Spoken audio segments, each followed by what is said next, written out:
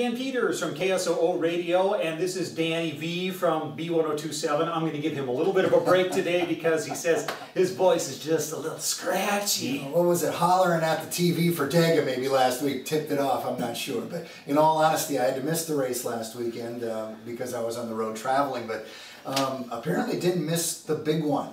No, the only big ones that happened was the engines of Brad Keselowski and Martin Truex Jr. that knocked them out of championship contention. Heartbreakers. Two very good cars that are not going to be busting the hump for the championship. Keselowski, a former champion, and I think a sentimental favorite would have either been Tony Stewart or Martin Truex Jr. going into this race. Yeah, and Truex has been one of the hottest drivers in the circuit since the end of June, and actually there's been a lot of good stuff that Martin Truex has been doing over the years. So now there's four drivers after Dega that will not advance. Will they play spoilers in the upcoming races? You know, Austin Dillon, he still has to prove himself. Chase Elliott is right there, and he certainly could rip off a win in the last 4 races of the season.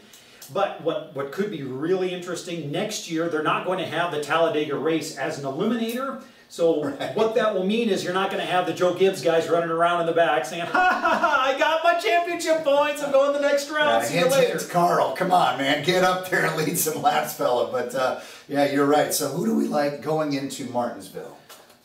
Remember when we started this chase and this Dan and Dan's Fast Lap? I said Jimmy Johnson, and this was the reason why. Jimmy Johnson is good at Martinsville, and then you have 1A being Denny Hamlin. So those would be the top 2 I'm looking for. I like Denny Hamlin as well in this race. I think he plays into it well. And if you remember in this past spring, he had, I think, the car to beat. He had one of the best cars out there, but he developed a little wheel hop toward the end of the race, ended up getting in the wall, dashed his hopes, finished 39th.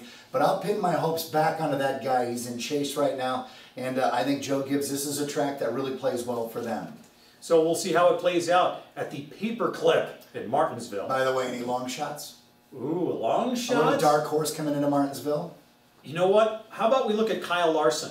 Going from someone outside the chase contention for the championship, but still could put together a win. All right, I'll take A.J. Allmendinger, even though there's no right turns. I think this is one of the tracks that really play to him. Dinger and Hamlin, those are my guys going into this one. Thanks a lot for joining us for Dan and Dan's Fast Lap.